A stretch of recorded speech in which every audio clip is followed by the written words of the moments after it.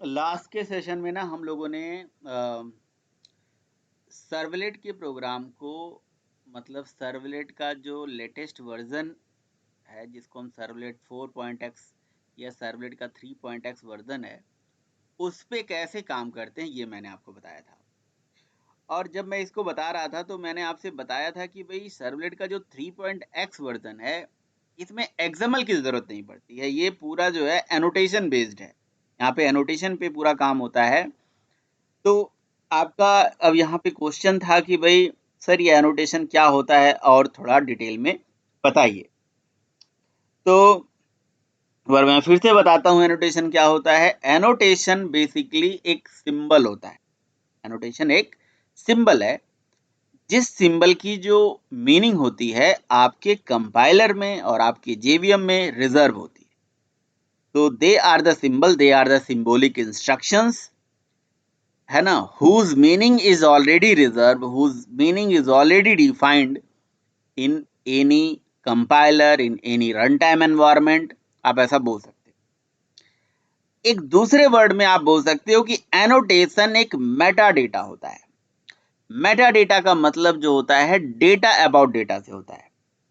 तो एनोटेशन एक सिंबल है जो एट द रेट से लिखा जा रहा है, ठीक है, एट द रेट करके लिख दिया गया। तो ये एक सिंगल डेटा है जो बहुत सारे डेटा को एक्सप्लेन कर रहा है, तो इसीलिए हम इसको मेटा डेटा भी बोल सकते हैं। तो annotation is also a what, Meta data. And you know very well what is Meta data. Meta data is nothing but a data about data. Meta data is what, data about data. ऐसा data जो कई सारे data को explain करता हो, बताता हो। Means एक ऐसा डेटा जो 1000 डेटा का कॉम्बिनेशन हो, दैट इज मेटा डेटा। तो एनोटेशंस मतलब प्रोग्रामिंग में काम करने का एक शॉर्टकट है, एक शॉर्टकट तरीका है, समझ रहे हो। शॉर्टकट जैसे 10 चीज को 1000 चीजों को मतलब अगर हमें कहीं पे रिप्रेजेंट कराना हो तो उसको शॉर्ट फॉर्म में लिखने का एक टेक्निक है एनोटेशन।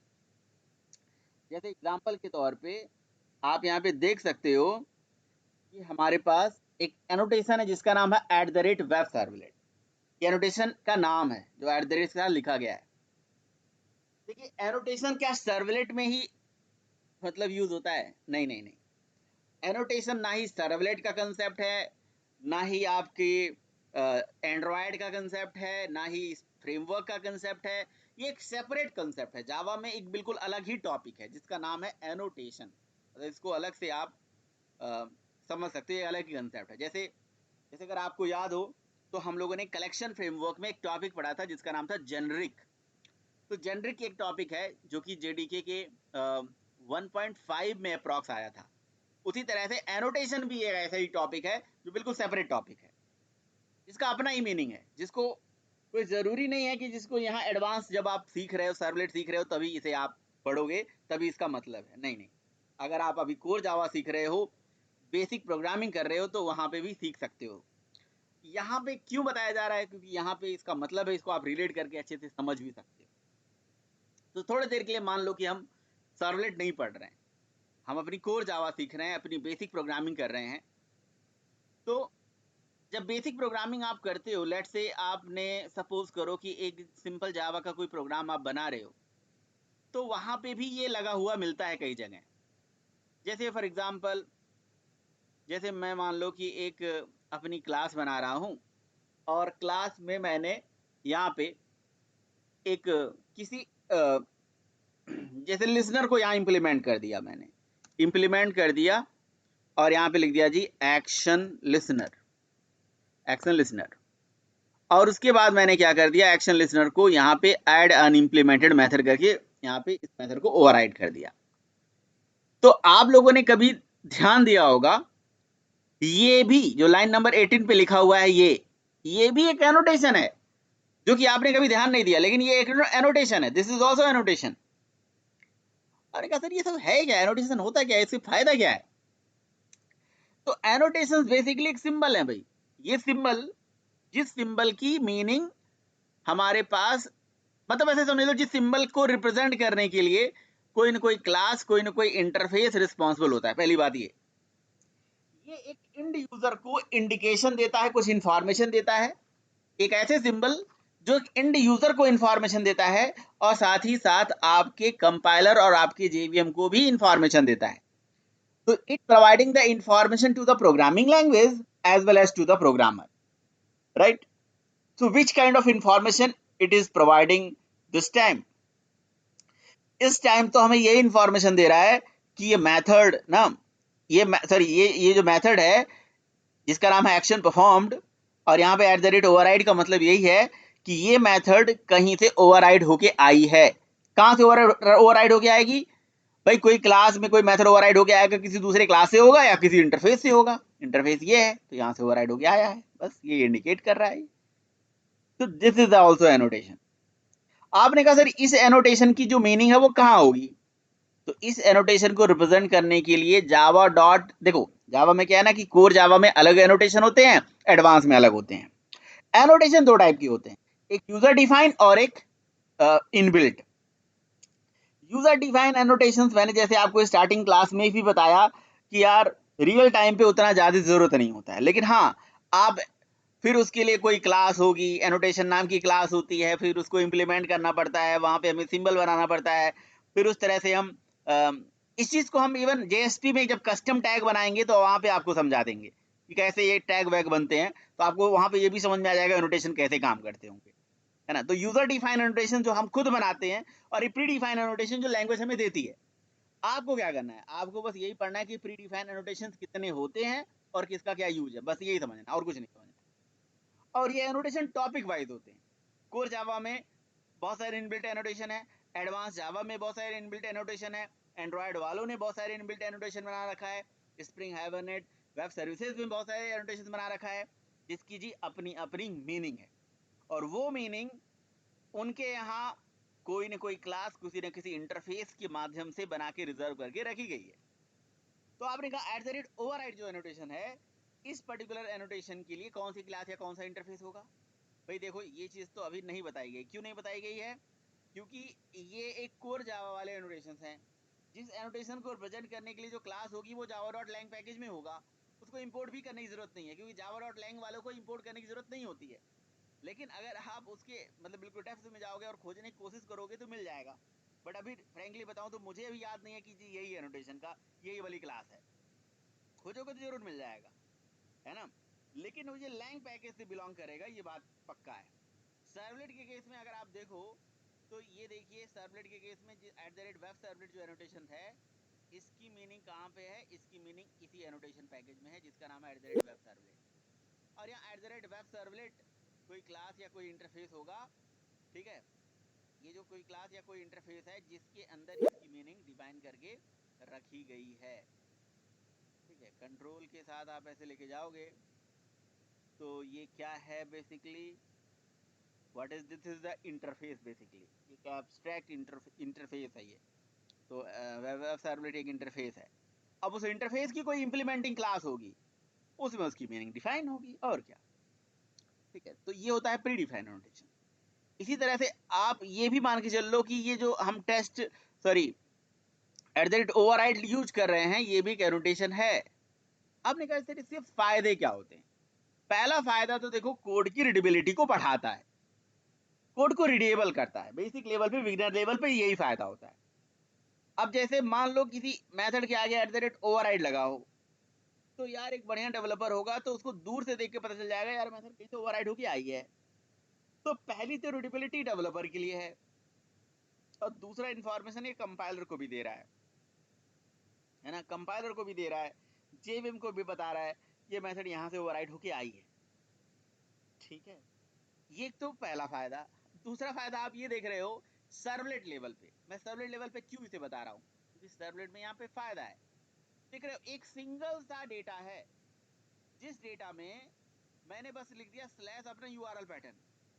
बताओ, पहले जब हम web.xml बनाते थे तो उसमें क्या लिखते थे? Servlet, servlet name, servlet class, URL pattern, है ना? फिर सर्वलेट मैपिंग, फिर नेम, फिर यूआरएल। समझ रहे हो ना? ये जो सारे टैग थे, ये लिखने की जरूरत नहीं पड़ेगी हमें, नहीं लिखना है में servlet name, servlet class, URL pattern वगैरह वगैरह। तो वो बहुत सारी लाइन थी ना, बहुत सारा डेटा था ना, उन सारे डेटा को कंप्राइज करके, कंप्रेस करके समझ लो कि, है ना, उनके लिए एक सिंगल मतलब एक सिंबल दे दिया गया @वेब सर्वलेट। बस आपने अपनी सर्वलेट के आगे, अपनी किसी भी क्लास के आगे, किसी भी क्लास के आगे भाई @वेब सर्वलेट लगाओ, वो क्लास सर्वलेट बन गई, बात खत्म। हाँ, लेकिन वो क्लास सर्वलेट इंटरफेस को डायरेक्टली इनडायरेक्टली तो इंप्लीमेंट कराना पड़ेगा ना, और उसका यूआरएल पैटर्न ये हो गया। तो मतलब इस सिंगल डेटा के माध्यम से कई सारी चीजें जो है लिखने से आप बच गए, कोड आपका छोटा हो गया, दिस इज अनदर एडवांटेज। तो एनोटेशन रिप्लेस द एक्सएमएल। अभी जैसे आप फ्रेमवर्क लेवल पे जब जाओगे जावा में, या आप मान लो वेब सर्विस लेवल पे जाओगे, तो वहां पे भी कन्फिग्रेशन जो होते हैं प्रोजेक्ट्स के, वो दो तरह से होते हैं, या तो एक्सएमएल से या तो एनोटेशन से। तो हर एक काम के लिए अब एनोटेशन आ चुका है। अब जैसे मान लो कि मैं आपको अगर कोई चीज पढ़ाऊंगा फ्रेमवर्क में या वेब सर्विस में, है ना, वेब सर्विस बनाना सिखाऊंगा, तो या एंड्रॉयड भी, आप अगर जो एंड्रॉयड वाले लोग हैं एंड्रॉयड सीखेंगे, तो एंड्रॉयड के अंदर भी बहुत सारे ऐसे एनोटेशंस हैं जिन एनोटेशंस की मीनिंग उनके यहाँ रिजर्व है। तो ऐसे जब जो जब जब जब टॉपिक आएगा, जब जब जब चीजें पढ़ते जाओगे, तो हर एक काम के लिए क्या एनोटेशंस है। जैसे वेब सर्विस बनाओगे तो वेब सर्वलेट या वेब सर्विस लिखने पे वेब सर्विस जाता है, @get लिखने से, पोस्ट लिखने से वो सर्विस पोस्ट में कन्वर्ट हो जाती है, @consume प्रोड्यूसेस, @consume प्रोड्यूस लगाने से वो सर्विस को प्रोड्यूस करने लगती है ना, मतलब उसके बाद वो फीचर आ जाता है। तो जिसकी मीनिंग मतलब वहां पे रिजर्व होगी, जब आप वो टॉपिक पढ़ोगे तो आपको बताया जाएगा कि ये एनोटेशन है, इसका ये मीनिंग है। जैसे मैंने अभी आपको @वेब सर्वलेट का मतलब बता दिया, कल कुछ और एनोटेशन होंगे तो उसका मतलब बताऊंगा। जब भी आप एनोटेशन पढ़ोगे तो हर एनोटेशन की अपनी मीनिंग होती है, तो मीनिंग को आपको अलग से पढ़नी पड़ेगी कि सर इस एनोटेशन का क्या मतलब है, ये एनोटेशन आखिर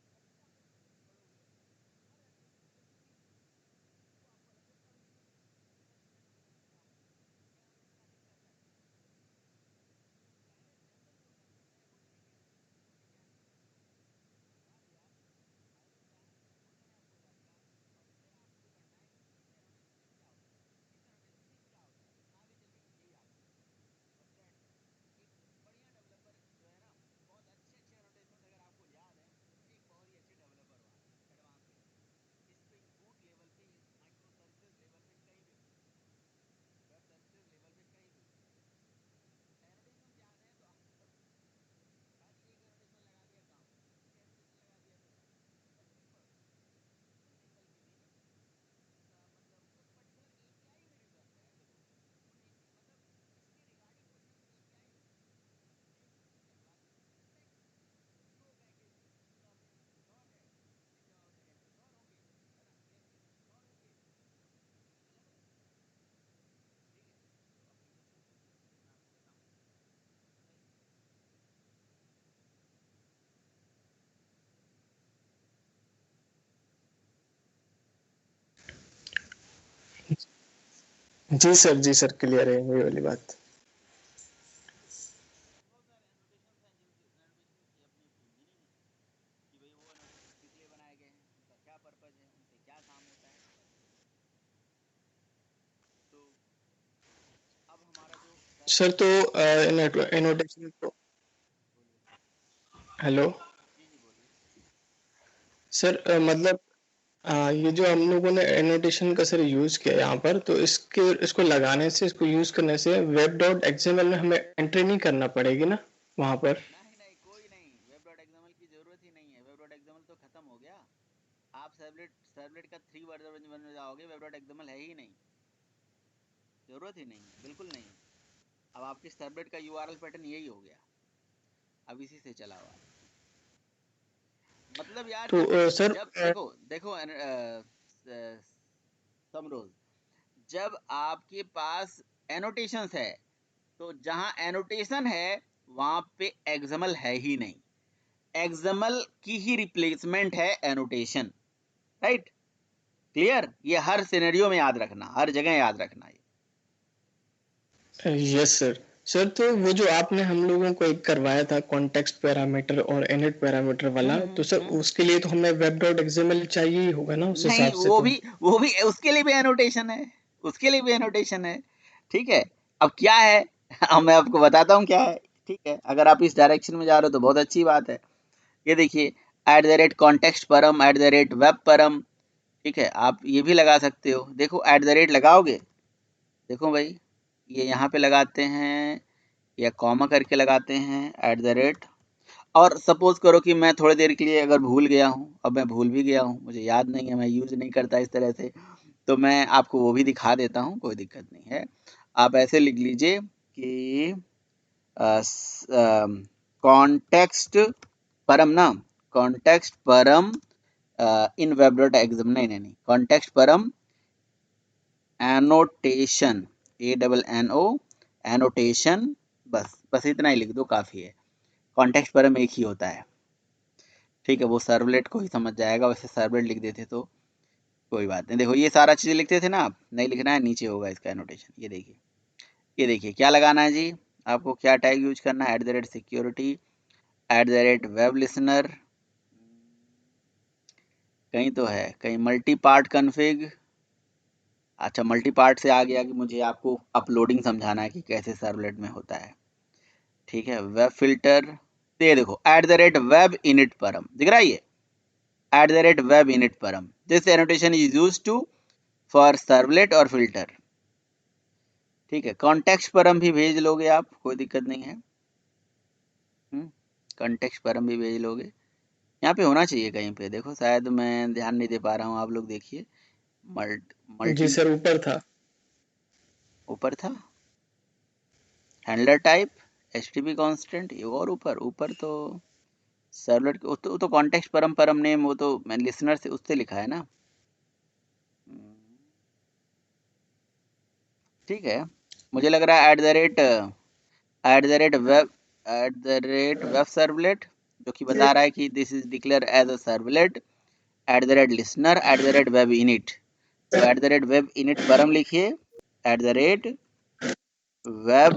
कंट्रोल स्पेस कर दीजिए, देखिए @web जैसे लिखा आपने तो वेब डिफॉल्ट आ गया।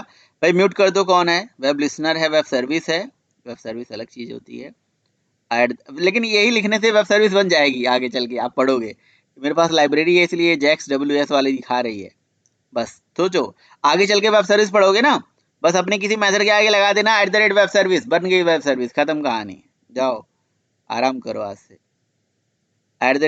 @init, अब इसके अंदर क्या क्या ऑप्शन है, कंट्रोल स्पेस कर दीजिए, देखिए नेम एंड वैल्यू आ रहा है कि नहीं आ रहा है आपको ऑप्शन, ये परम का नेम दे दीजिए, नेम कुछ भी हो गया, और इसके बाद कॉमा लगा के वैल्यू दे दीजिए, वैल्यू में जो भी आप दे दोगे ये वैल्यू हो गया इनिट वेब इनिट परम। मुझे लग रहा है ना कॉन्टेस्ट सबके लिए होगा, 100% हो गया है ना। जी सर, वहां पर था वेब कंटेक्स्ट नाम से। वेब कॉन्टेक्स्ट के नाम से था, देखो आपने देख लिया, जी मैंने जी। नहीं देखा, @web listener web. Web context बिल्कुल होता है, तो आप मैं मैं मतलब इसको यूज उतना करता नहीं हूँ, ठीक है, तो इसलिए मतलब ठीक है, आप बोल रहे तो बट @वेब कॉन्फ़िग लिख देते हैं, वेब कॉन्टेक्स्ट लिख देते हैं, वेब वेब तो दिख रहा है, अभी कॉन्टेक्स्ट नहीं दिख रहा है यार, वेब कॉन्टेक्स्ट कहीं है, नहीं है, इनिट परम है, वेब सर्वलेट है, अच्छा रुको कोई बात नहीं, मैं एग्जैक्ट इसका वो सोल्यूशन आपको दिखा देता हूँ, कॉन्टेक्स्ट एंटेशन सर्वलेट लिख देते हैं, सर्वलेट आपको मिल जाएगा, डायरेक्ट मिल जाएगा,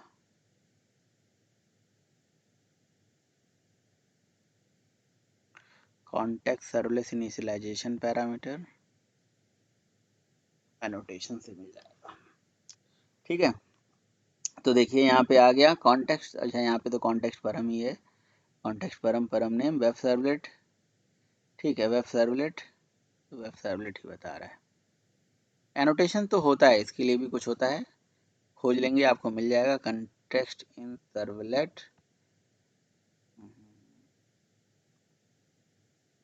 ठीक है, यूजिंग एनोटेशंस ये होता है, देखो वेब वेब, अब जैसे देखो ये सर्वलेट नेम सर्वलेट क्लास वगैरह आप लिखते हो ना, तो जैसे वेब सर्वलेट लगाते हो तो नेम भी दे सकते हो, URL पैटर्न भी अलग से दे सकते हो, इनिट परम इसी के अंदर भी दे दिया, इसी के अंदर दे दिया इनिट परम, अच्छा, परम कॉन्फ़िग करके दे दिया, वेब इनिट परम, लेकिन कॉन्टेक्स्ट परम का भी तो होना चाहिए, which is always related to the application context. Context param के लिए भी कुछ होगा जरूर, समझ रहे हो ना आप? मोटी मोटा बात तो समझ में आ रहा होगा आपको, बताइए। कॉन्टेक्स्ट जी परम, सर। कॉन्टेक्स्ट परम के लिए भी कुछ ना कुछ तो होगा, आप सर्च कर लो जरा, आप भी देख लो नेट पे, है ना, मिल भी जाए, मिल ही जाए, मिलना तो चाहिए।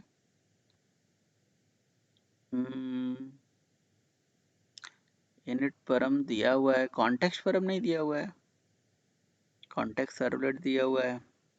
यहाँ पे तो सारे वो दिए हुए हैं, लिस्ट दिए हुए हैं कि आपको वेब सर्व, देखो वेब सर्वलेट तो सर्वलेट के लिए है, वेब लिसनर लिसनर बनाएंगे हम, ठीक है। वेब फिल्टर जो है फिल्टर एप्लीकेशन के लिए है, सर्वलेट सर्वलेट सिक्योरिटी ये अलग चीज़ हो गई, मल्टी पार्ट कॉन्फ़िग हो गया, मेथड कंस्ट्रेंट हो गया, ये कॉन्टेक्स्ट के लिए है ही नहीं क्या?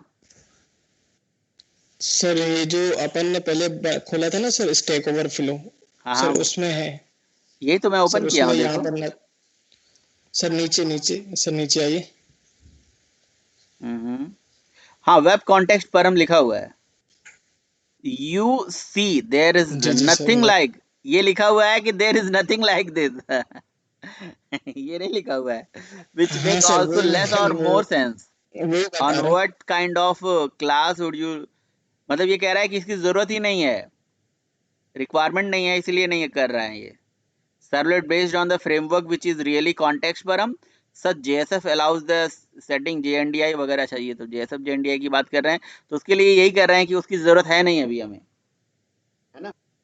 वैसे चलो मैं देख लूंगा इसका क्या ऑप्शन है, अगर आपको जरूरत पड़ेगी तो यूज करना, ठीक है। तो तो आप ये देखो क्या हुआ भाई, एक सिंगल एनोटेशन से हमारा काम हो जा रहा है। तो अभी तो हम कौन सा एनोटेशन पढ़ रहे हैं भाई, हम एनोटेशन पढ़ रहे हैं कि अच्छा, सारे एनोटेशन में क्या क्या चीजें यूज होंगी, कंट्रोल स्पेस करोगे तो उनके सारे जितने भी वो हैं क्या बोलते हैं सिर्फ ऑप्शन बोलो, एनोटेशंस के अंदर के सिंबल्स बोलो, है ना, कि भाई इसके साथ यूज हो सकता है, क्लास हो सकता है, और ये सारी चीजें इसके साथ यूज कर सकते हो, ठीक है। तो ये तो हो गया मतलब एडवांस लेवल पे एनोटेशन। अगर हम कोर लेवल पे एनोटेशन जाए पढ़ने, तो जैसे मैंने एट द रेट ओवरराइड बताया, अच्छा मैं ओवरराइडिंग कर भी रहा हूं, मैंने लास्ट टाइम पे करके दिखाया था, और मेथड के आगे और ओवरराइडिंग मैंने लिख भी दिया और ओवरराइडिंग कर भी नहीं रहा हूं, तो आप क्या देख रहे हो, एरर आ गया। इसका मतलब एट द रेट ओवरराइड से, अच्छा ये मेथड मैं ओवरराइड ना करूं, यहाँ हटा दूं, तो आप देखो कोई एरर नहीं है, क्योंकि उस सिंबल की मीनिंग कंपाइलर में है। अब कंपाइलर क्या कर रहा है, सर्च कर रहा है कि यार एट द रेट ओवरराइड का मतलब ये मेथड कहीं से ओवरराइड होके आ रहा है, लेकिन ओवरराइड होके आ रहा है वो दिख नहीं रहा है उसे, इसलिए वो एरर दिखा रहा था। अभी ये एरर नहीं है क्योंकि ये यूजर डिफाइंड मेथड बन चुका है ना। एट द रेट ओवरराइड का मतलब ये हो गया कि ये मेथड कहीं से ओवरराइड होके आ रही है, तो इसकी मीनिंग हमारे लिए भी समझ में आ रही है और कंपाइलर के लिए भी समझ में आ रही है, ठीक है। तो ये एक एनोटेशन हो गया। ऐसे करके कोर के अंदर बहुत सारे एनोटेशन है, क्योंकि एट द रेट करके लिखोगे तो सारे एनोटेशन की लिस्ट आ जाएगी। जैसे डिप्रिकेटेड एनोटेशन होता है, ये किसी मेथड के आगे लगेगा। बहुत सारे ऐसे मेथड हैं जिनके आगे जावा में आप डॉक्यूमेंटेशन ओपन करके देखते होंगे, तो वहां पे एट द रेट डिप्रिकेटेड लिखा होगा मिलता है। तो ये क्या कह रहा है भाई, ये कहता है कि जिस मतलब मेथड के आगे एट द रेट डिप्रिकेटेड लगा है, वो मेथड आने वाले टाइम पे, यानी कि आने वाले जेडीके के जावा के वर्जन में हटा दिया जाएगा, है ना, हटा दिया जाएगा। ऐसा नहीं कि वो हटा दिया गया है, हटा दिया जाएगा। तो अगर आप उसे यूज करोगे तो क्या यूज नहीं होगा, होगा। बहुत सारे मेथड में आप देखते होगे तो आता है लिखा हुआ कि ये मेथड हट गया है या हटा दिया जाएगा, तो please don't use this method. जैसे अगर आपको याद हो तो न्यू इंस्टेंस मेथड के आगे डिप्रिकेटेड आता है आजकल, है ना, जो जावा के लेटेस्ट वर्जन यूज करोगे तो उसमें आएगा। जैसे आप वैसे यूज मत करिए अभी, 9 या ये सब वर्जन यूज करोगे तो वहाँ दिखाएगा। तो वो इसका मतलब ये है कि वो हटा ही नहीं दिया गया है, मतलब हटा दिया जाएगा। डिप्रिकेटेड बस हमें इंडिकेशन दे रहा है कि यार ये मेथड ना आने वाले वर्जन में मतलब इसका कुछ यूज नहीं रहेगा, तो प्लीज इसकी जगह अब जिसके आगे डिप्रिकेटेड आ गया, इसका मतलब उसका कुछ ऑप्शन होगा, तो उसको नेट पे सर्च कर लो। अब जैसे मैं ये लिख दूं गूगल पे, जस्ट टाइप करके कि भाई न्यू इंस्टेंस मेथड डिप्रिकेटेड, बस तो उसका अपने आप ऑप्शन आ जाएगा कि उसका नया मेथड क्या है, ठीक है। तो इसी तरह से at the rate suppress warning annotation होता है ना। सेफ वर्क्स आर्स होता है, इसका मतलब वेरिएबल लेंथ आर्गुमेंट आप सेफली पास कर सकते हो। ठीक है। सप्रेस वार्निंग, ये वार्निंग देता है किसी मेथड के आगे अगर आपने कुछ वार्निंग आपको ऐड कराना है ना, तो जैसे जैसे आपको याद हो, तो ये वाला जो एनोटेशन है जावा में बहुत सारे मेथड के आगे लगा है। जैसे जैसे अगर आपको याद हो तो हमने कलेक्शन फ्रेमवर्क के अंदर जब ऐड मेथड चलाया था तो वो वहाँ पे एक वार्निंग आती है, this is unsafe, this is unsafe operation, ऐसे करके आता है, अनसेफ और अनचेक्ड ऑपरेशन। चलो मैं आपको दिखाता हूँ, नोटपैड में आप देखोगे तो ही समझ में आएगा। तो बहुत सारे ऐसे कोर जावा के कुछ एनोटेशन हैं जिनका मतलब ये सब तो कॉमनली यूज है, इनके बारे में तो एटलीस्ट पता होना ही चाहिए। ठीक है, तो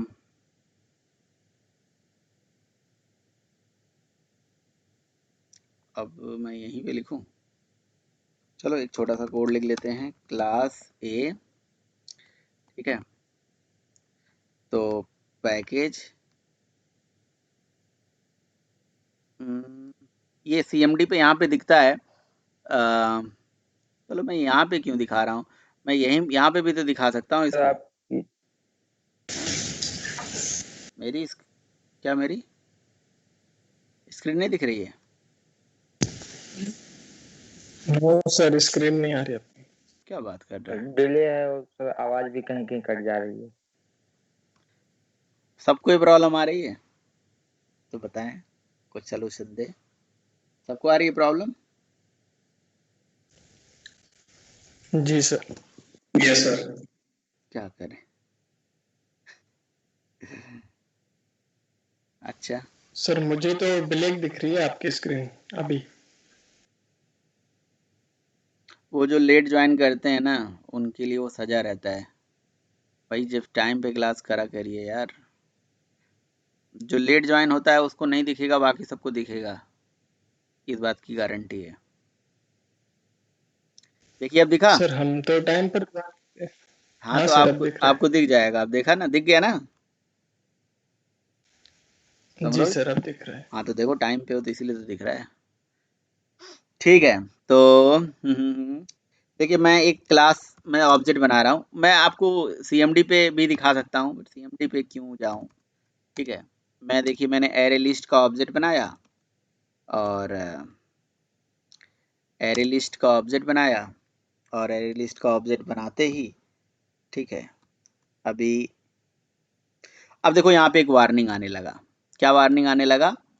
तो देखो यहाँ पे आ रहा है ना कि array raw type reference generic type should be parameterize. चलो ठीक है, कोई बात नहीं। ठीक है, फिर हमने क्या करा, array list dot add method चलाया, तो ऐड अब जेनरिक मतलब हमने उसे बनाया नहीं है, ठीक है, तो यहाँ पे भी वार्निंग आएगा, ये येलो कलर दिखाता रहता है। ठीक है, तो ये क्या है, ये भी एक एनोटेशन है। ठीक है, बता रहा है ना। तो देखो यहाँ पे लिखा आ रहा है कि अगर आपको इसे मतलब अनसेव करना है तो देखो यहाँ पे लिखा है @ सप्रेस वार्निंग अनचेक्ड, बस इस पर क्लिक करोगे। अब आपने एनोटेशन लगा दिया, आपने कंपाइलर से बोल दिया कि हे कंपाइलर, क्या बोला, हे कंपाइलर कृपया हमारी इस पर्टिकुलर मेथड के आगे जो लिखा हुआ है इसे भूल जाओ। मैंने कहा ठीक है, भूल जाएंगे।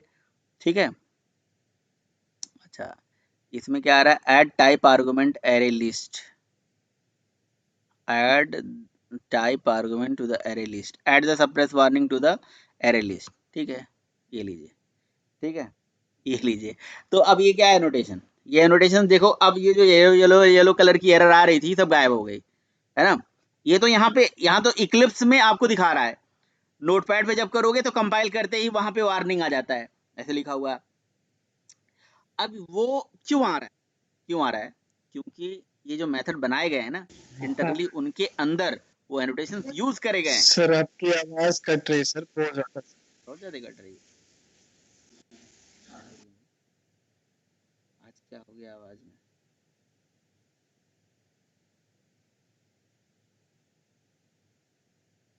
प्रीतम आवाज आ रही है? Yes sir. क्या खा रहे हो? हैं?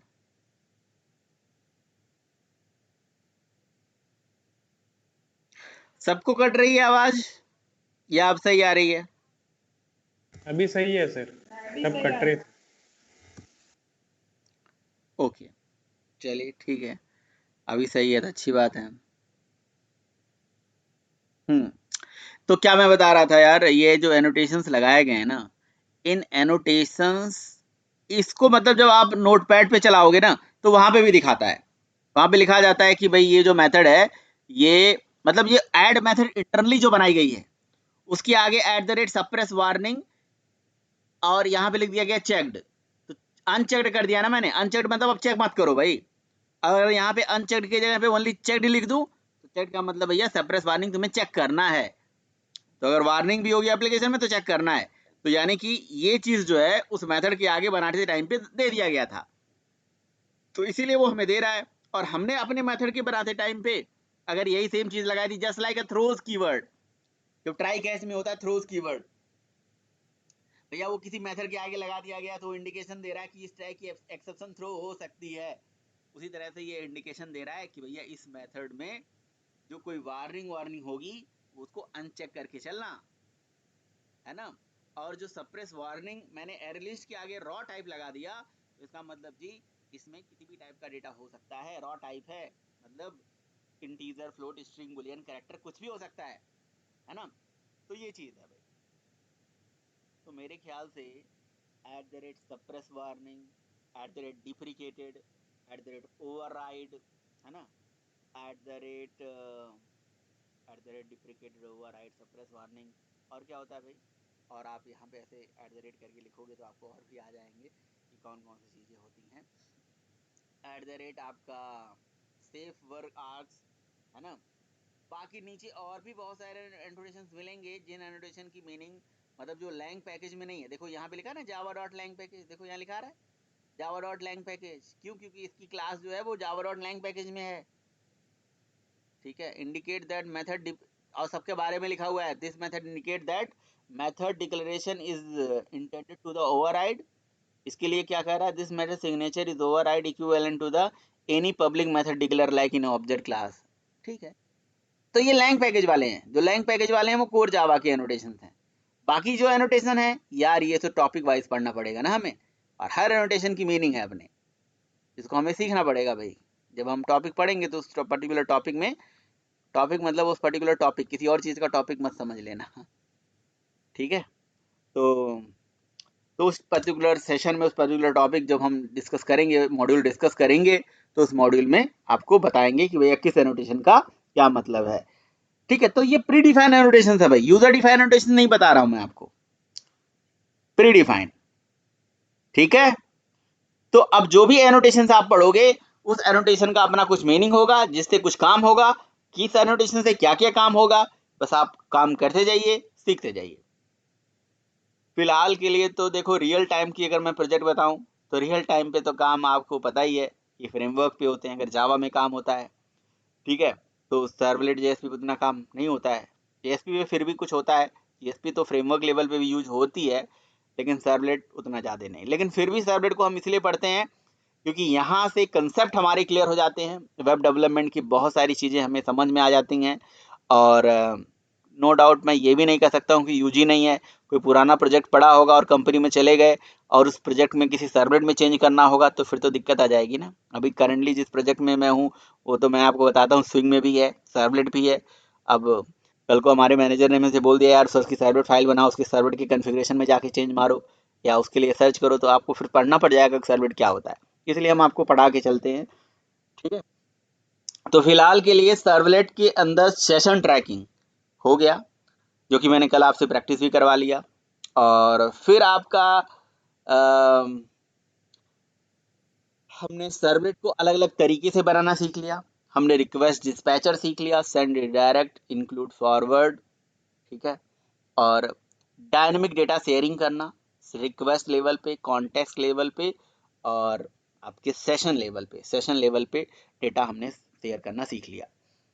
तो जैसे मैंने कल एक चीज बताया था कि मतलब मैं एक पेज में जाऊं, अच्छा ये सारी चीज जो पढ़ रहे हो आप ध्यान से सुनिएगा, इसको आप अपने प्रोजेक्ट में इंप्लीमेंट करने की कोशिश करो रियल टाइम पे, है ना। जो मैंने आपको अभी बताया था कि ये मॉड्यूल बनाओ, वो आपके लिए एक प्रोजेक्ट हो जाएगा, ठीक है। चलो ठीक है, आप उसे बनाते हो तो वेल एंड गुड है, लेकिन पढ़ते टाइम पे अगर प्रोजेक्ट बनाओ तो बहुत ही अच्छी बात है, आपको चीजें समझ में आती जाएंगी। लेकिन अगर आप अलग से भी चाहोगे तो हम अलग से भी वेब डेवलपमेंट के प्रोजेक्ट्स बनाएंगे, उस प्रोजेक्ट में हम इसे इम्प्लीमेंट करेंगे। लेकिन जब आप पढ़े रहोगे, आपके कंसेप्ट क्लियर रहेंगे, तभी तो समझ में आएंगे।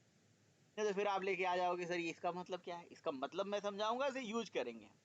तो अभी हम पढ़ रहे हैं, फिर उसको हम यूज भी करें, है ना। कुछ और चीजें हैं जिसको मैं आपको समझाना चाहूंगा यहाँ पे, जैसे सर्वलेट में अपलोडिंग कैसे होती है, डाउनलोडिंग कैसे होती है, सर्वलेट के अंदर फिल्टर का क्या रोल है और लिसनर का क्या रोल है। तो ये कुछ टॉपिक हैं जिनको हमें सीखना है। तो आवाज सही आ रही है तो फिर मैं आगे आपको बताऊं। हाँ जी समरोज। जी सर, अब सही आ रही है। इस वक्त तो सर आ रही है।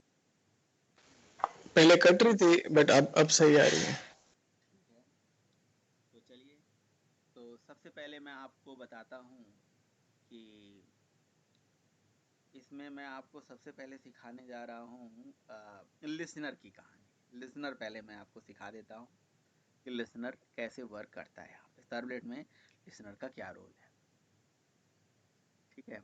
और कुछ लोगों से तो मैं नाम नहीं लूँगा, मैं एक्सपेक्ट कर रहा था कि भाई मुझे वो बना के देंगे, कुछ काम करके देंगे, लेकिन भाई है ना। अब जैसे मैंने सतीश का तो नाम लूँगा, मैंने कहा कल उनसे आप मुझे फ़ोन करिए जब आप लैपटॉप पे होते हो। तो भाई मैं तो गला दबा के पढ़ा नहीं सकता, बट आप अपना ज़िम्मेदार हो। और आपको मैं बताऊँ, ये लेक्चर आपको ऐसे सुनना है ना, तो मेरे यूट्यूब पे हज़ारों सेशन पड़े हुए हैं, वहाँ बैठ के सुन लीजिए, ठीक है ना। लेकिन आप मेरे पास यहाँ पे इसलिए हो, आप खूब मेरे से क्वेरी करो, खूब पूछो, है ना, और खूब प्रैक्टिकल करो और जम के पढ़ाई करो, ठीक है। प्रैक्टिकल करोगे, जब भी आपको टाइम मिले भाई प्रैक्टिकल करोगे, प्रोजेक्ट भी इंप्लीमेंट करो, रियल टाइम पे सोचने की कोशिश करो, सोचना आपने है, ठीक है। जैसे मैंने आपको बोला कि लॉगिन करो, लॉग आउट करो, सेशन मतलब मेंटेन करो, वेलकम कर, यूजर लॉगिन हो गया वेलकम करके उसका नाम प्रिंट कराओ, किसी वेबसाइट में ये मॉड्यूल कैसे अचीव होता है उसको देखो, है ना। फिर उसको धीरे धीरे जब करोगे, ऐसे छोटे छोटे मॉड्यूल जब बनाओगे, तो इन मॉड्यूल्स को मिलके ही एक बड़ा प्रोजेक्ट बनता है, ठीक है। तो इसीलिए जब भी कोई काम मिले तो उसको फुल डेडिकेशन के साथ आप जरूर करिए, है ना। तो अभी मैं इस पूरे वीक का टाइम दे रहा हूँ, मैं अगले वीक में मंडे को, ठीक है समरोज, आपका वो प्रोजेक्ट जरूर देखूंगा मंडे को, अभी नहीं, बहुत टाइम है आपके पास, कि वो जो पूरा मैंने आपसे बताया था कि यूज़र को रजिस्ट्रेशन करना, फिर उसका लॉगिन करना, उसका लॉग आउट करना, ठीक है, फिर उसके बाद वो एग्जामिनेशन वाला पोर्टल जो मैंने आपसे बताया था कि वो अपना रिजल्ट देख सके, है ना, पूरा बढ़िया तरीके से आए। तो मुझे चाहिए भाई, उस पर काम चाहिए। और फिर उसके बाद उसी में सेशन मैनेजमेंट भी आप जोड़ लो, और ज़रूरत पड़ेगी तो लिसनर को भी इसमें ऐड कर लेंगे। चलिए, तो लिसनर के बारे में ज़रा हम पढ़ लेते हैं, समझ लेते हैं क्या होता है लिसनर। तो यहाँ पे देखिए बिल्कुल इवेंट हैंडलिंग का बहुत सारा यूज है ना। इवेंट हैंडलिंग का बहुत ज़्यादा यूज है। इवेंट हैंडलिंग अगर आपने पढ़ रखा हो तो इवेंट का मतलब क्या होता है आप जानते हो, मुझे बटन पे इवेंट कैसे होता है ये जानते हो। एक किसी इवेंट की होने के लिए क्या क्या चीज़ का होना ज़रूरी है, इवेंट डेलीगेट मॉडल में बताया गया। इवेंट के होने के लिए 3 चीज़ का होना ज़रूरी है, सोर्स का होना ज़रूरी है, लिसनर का होना ज़रूरी है, और सोर्स का लिसनर से रजिस्ट्रेशन होना ज़रूरी है, राइट। तो जिस तरह से एक इवेंट डेस्कटॉप एप्लीकेशन में होती है ना, जब आप बटन पे क्लिक करते हो तो होती है, उसी तरह से जब कोई वेब एप्लीकेशन बनाते हो तो वहाँ पे भी इवेंट होती है, ठीक है। तो वेब एप्लीकेशन में भी बटन होते हैं, यहाँ पे भी टेक्स्ट फील्ड होते हैं, यहाँ पे भी चेक बॉक्स होते हैं, यहाँ पे थोड़ा नए कंसेप्ट होते हैं, सेशन होता है, कॉन्फ़िग होता है, कॉन्टेक्स्ट होता है ना, इस तरह के टॉपिक होते हैं। तो इनके बीच में भी इवेंट होता होगा, ठीक है। इवेंट का मतलब होता है कुछ होना, ऑकरिंग समथिंग, है ना, कुछ भी एक्शन होना, किसी भी चीज़ पे जब कुछ एक्शन होता है दैट इज कॉल्ड इवेंट, ठीक है। तो जैसे मैं अगर मैं कहीं से कहीं जा रहा हूँ तो इसका मतलब इवेंट हो रहा है, मैं पीछे मुड़ रहा हूँ तो इवेंट हो रहा है, खाना खा रहा हूँ तो इवेंट हो रहा है। तो इवेंट का मतलब होता है कुछ होना, occurring something, response of an object is called an event. और एक किसी भी इवेंट के होने के लिए, है ना, इवेंट के होने के लिए 3 चीज़ का होना ज़रूरी है। ये मैं नहीं बोल रहा हूँ, ये इवेंट डेलीगेट मॉडल बोलता है जावा का, जो कहता है कि सोर्स होना ज़रूरी है, लिसनर होना ज़रूरी है, सोर्स का लिसनर से रजिस्ट्रेशन होना ज़रूरी है, ठीक है। तो आपने कहा कि सर यहाँ पे कौन कौन से इवेंट होते हैं, मैं आपको बताता हूँ। मान लीजिए ये आपकी वेब एप्लीकेशन है, इसको आपने सर्वर में डिप्लॉय कर दिया, है ना, डिप्लॉय कर दिया। तो आप बताओ, जब कोई वेब एप्लीकेशन सर्वर में डिप्लॉय होती है तो कुछ एक्शन तो होता है ना, दैट इज द इवेंट। किसी सर्वर का, किसी एप्लीकेशन का सर्वर में डिप्लॉयमेंट होना, दैट इज द इवेंट, ठीक है। इस एप्लीकेशन को डिप्लॉय करके आपने ब्राउजर से रिक्वेस्ट भेजी और ये एप्लीकेशन आपको रिस्पॉन्स दे रहा है, तो रिक्वेस्ट के ऑब्जेक्ट का बनना और फिर रिस्पॉन्स के ऑब्जेक्ट का बनना, ठीक है, ये भी एक इवेंट ही है। सेशन के ऑब्जेक्ट का बनना, ये भी एक इवेंट है। ठीक है। कॉन्फिग के ऑब्जेक्ट का बनना, ये भी एक इवेंट है, ठीक है। तो इवेंट जो है मतलब कुछ भी एक्शन होना, दैट इज इवेंट, ठीक है। तो मुझे हमें भी ऐसी एक वेब एप्लीकेशन में ऐसी हमें रिक्वायरमेंट पड़ती है, ऐसी हमें जरूरत पड़ती है कि भैया कोई वेब एप्लीकेशन है और उस वेब एप्लीकेशन को जैसे आपने सर्वर में डिप्लॉय करा तो डिप्लॉयमेंट टाइम पे कुछ एक्शन हो जाए। मैं ऐसा चाहता हूँ उस टाइम पे कुछ एक्शन हो जाए, जैसे बटन के क्लिक पे आप चाहते हो कि ये एक्शन हो जाए, बटन पे लॉन्ग क्लिक पे ये एक्शन हो जाए। तो उसी तरह से इसीलिए जब आपको AWT स्विंग उस टाइम पे पढ़ाया जा रहा था तो आपको बताया गया कि यार इवेंट बहुत अच्छे से पढ़ो, है ना, इवेंट अच्छे से पढ़ो तो यूज जो है आगे लेवल पे भी होगा। तो यार जब वहां पे इवेंट होता है तो यहाँ पे भी इवेंट होगा। तो यहाँ पे कौन कौन से इवेंट होंगे, यहाँ पे कौन कौन से इवेंट होंगे, यहाँ पे कंटेक्स्ट इवेंट होगा, कन्फिग इवेंट होगा, सेशन इवेंट होगा, है ना, मतलब रिक्वेस्ट इवेंट होगा, रिस्पॉन्स इवेंट होगा, इस तरह से बहुत सारे इवेंट होंगे, ठीक है। तो उन सारे इवेंट्स के लिए क्या होगा, लिसनर होगा। जितने भी इवेंट्स होते हैं हर इवेंट के लिए लिसनर होता है, ठीक है। जैसे कॉन्टेक्स्ट इवेंट के लिए सर्वर कॉन्टेक्स्ट लिसनर, सेशन के लिए HTTP सेशन लिसनर, रिक्वेस्ट के लिए HTTP रिक्वेस्ट लिसनर, रिस्पॉन्स के लिए HTTP रिस्पॉन्स लिसनर, इस तरह से। समझ रहे हो, समझ रहे हो।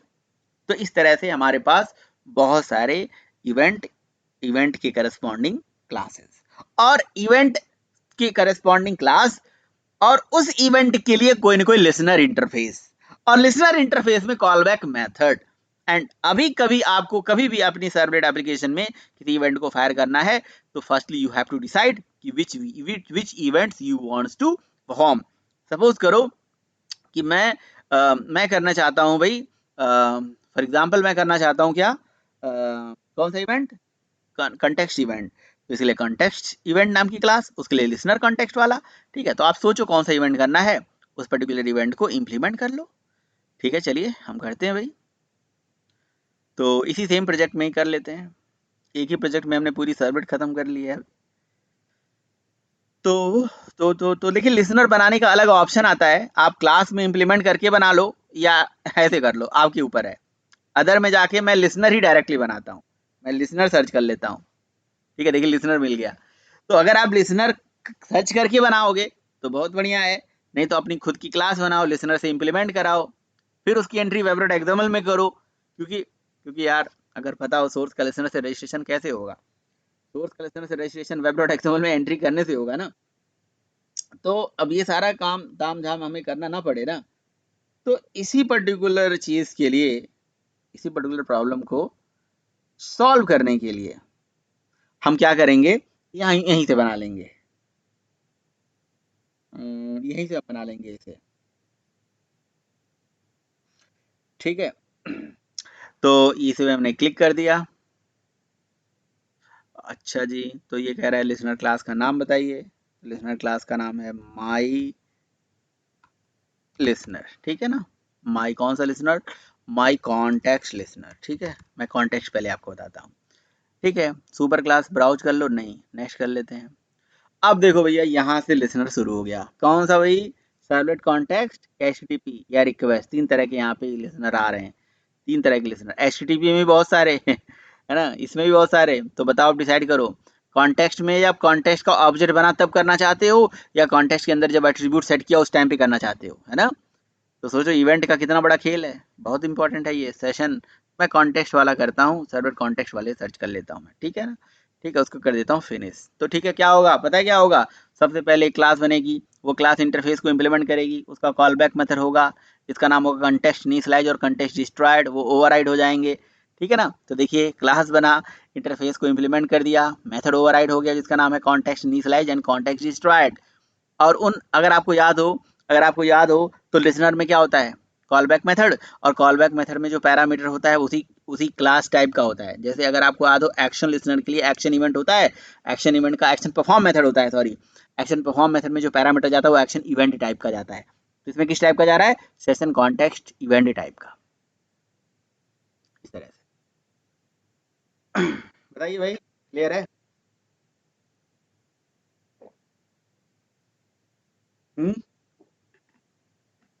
क्लियर, ओके, क्लियर है। अब क्या होगा, ठीक है। तो अभी मैं तो सर्वलेट 2 में इसको बनाया हूँ, 3 में तो @लिसनर लगाने से इसकी एंट्री वेब.xml नहीं करनी पड़ती है। जिस क्लास के आगे @लिसनर लगाते हो, शायद आपने देखा होगा एक टैग, मेरा वो बंद हो गया ब्राउजर, ब्राउज़र में एक टैग था, ठीक है, चलो जाने दो। अभी ये स्लो क्यों हो गया इतना सिस्टम, ठीक है। ये देखिए, ये टैग है यहाँ पे जिसका नाम है @, मैं आपको ये लिंक ज़रूर दे दूंगा। ये देखिए @वेब लिसनर, इसको लगाने से आपकी क्लास लिसनर क्लास कहलाने लगती है, ठीक है। मतलब कोई क्लास लिसनर, मतलब इसकी एंट्री किसी लिसनर क्लास के साथ हो जाती है, कहने का मतलब ये है। बट अभी आप देखोगे तो वेब डॉट एक्सएमएल में इसकी एंट्री हो चुकी होगी, क्योंकि मैं सर्वलेट 2.x में इसको कर रहा हूँ। ये देखिए वेब डॉट एक्सएमएल में जाएंगे आप, ठीक है। तो यहाँ पे आप जाके देखिए, इस तरह से लिसनर एक टैग है, जिस टैग में लिसनर क्लास बन गया। लिसनर टैग की एंट्री, अगर आपको याद हो, पहला सोर्स होता है, लिसनर होता है, सोर्स का लिसनर से रजिस्ट्रेशन होता है। ये सोर्स का लिसनर से रजिस्ट्रेशन हो गया, ठीक है ना। कि सोर्स का लिसनर से रजिस्ट्रेशन हो गया है, मतलब लिसनर की एंट्री यहाँ पे हो गई, तो ये डिसाइड हो गया भैया ये सोर्स है, ये लिसनर है, और उसका ये रजिस्ट्रेशन है, ठीक है। ये मेथड कब चलेगा? जब भी सर्वलेट कॉन्टेक्स्ट का ऑब्जेक्ट बनेगा। अब जैसे सर्वलेट कॉन्टेक्स्ट का ऑब्जेक्ट बने, है ना, और ये कब बनेगा? ये कब बनेगा? जब एप्लीकेशन डिप्लॉयड होगी। और कोई एप्लीकेशन डिप्लॉय हो गई नहीं हो गई, तो एप्लीकेशन डिप्लॉयड, ठीक है, एप्लीकेशन डिप्लॉयड हो गई। और जब एप्लीकेशन डिस्ट्रॉय होगी मेमोरी से, तो ये इनिशियलाइज, अच्छा, ये तो कॉन्टेक्स्ट डिस्ट्रॉयर मैंने चला दिया यार, सॉरी। यहाँ पे लिखना चाहिए था ना, कॉन्टेक्स्ट इनिशियलाइज होगा तो ये चलेगा, और कॉन्टेक्स्ट डिस्ट्रॉयड होगा तो ये चलेगा, ठीक है। तो मैंने इसके अंदर बस इतना ही कोड लिख दिया। आपने कहा और क्या कर सकते हैं? आप ऐसा कर सकते हो ना, जब एप्लीकेशन कॉन्टेक्स्ट इनिशियलाइज, डिस्ट्रॉय लिखा हुआ है मैंने, सही लिखा था, ठीक है। तो कॉन्टेक्स्ट इनिशियलाइज, तो जैसे ही एप्लीकेशन सर्वर में डिप्लॉयड हो, डिप्लॉयमेंट टाइम पे मैं चाहता हूं ना कि डेटाबेस में टेबल बन जाए अपने आप। एक एप्लीकेशन का सर्वर में डिप्लॉय होते ही टेबल डायनेमिकली बन जाए, जो कि मैं कल आपको करके दिखाऊंगा, है ना। इसी में मैं कोड लिखूंगा, लिसनर के अंदर इसी में कोड लिखूंगा, डायनेमिकली टेबल बन जाएगा। अब वो करना चाहते हो, अगर वो करना चाहते हो तो वो कोड इसके अंदर लिख सकते हो, कोई भी कोड इसके अंदर लिख सकते हो। तो बस ये इतना है लिसनर भाई। कंटेक्स्ट का ऑब्जेक्ट बना, बनते लिसनर कॉल हो जाएगा, कॉल बैक मेथड चल जाएगा। अब उस टाइम पे जो आपको करना है कर लो यार, आपकी इच्छा है ना। बताइए कोई दिक्कत हो तो, कोई समस्या है तो। हाँ जी, बताएंगे या नहीं बताएंगे? समझ में आ रहा है? सोर्स बन गया, लिसनर बन गया, सोर्स का लिसनर से रजिस्ट्रेशन भी हो गया, और इवेंट भी हो गया। कोई दिक्कत बताइए? अभी इवेंट हो जाएगा। आप लोग बोल नहीं रहे हो, आवाज आ रही है कि नहीं आ रही है? सर कट रही है आपकी आवाज। आ रही है आ रही है भाई, आ रही है। देखिए सर आवाज कट रही है, स्क्रीन भी डिले है। आवाज कट रही है, स्क्रीन भी डिले है, क्या बताया जाए? जी सर।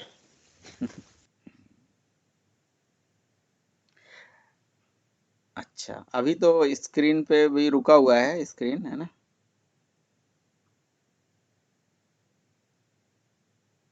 यस सर, रुका हुआ है, रन और सर्वर लिखा हुआ है।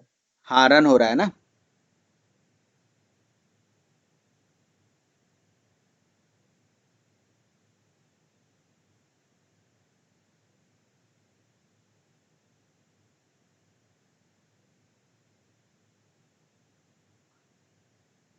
ठीक है, देखिए कॉन्टेक्स्ट का ऑब्जेक्ट जैसे बनेगा, कॉन्टेक्स्ट इनिशियलाइज मेथड चल जाएगा। कॉन्टेक्स्ट के ऑब्जेक्ट बनते, देखिए आया ना मैसेज, आया, आप लोगों ने देखा अभी?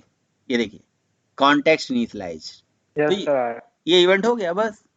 अब इस इवेंट के होते ही जो आपको काम करना है इसके अंदर आप कर लो, है ना। तो ऐसा है भाई, ये है लिसनर की कहानी, मेरी जुबानी, है ना। बाकी आप लोग और लिसनर को ऐसे ट्राई करना, है ना। कल मैं आपको इस लिसनर का यूज करके और मतलब वो डायनेमिक टेबल वाला कहानी आपको समझाऊंगा, कैसे डायनेमिकली हम टेबल बनाते हैं।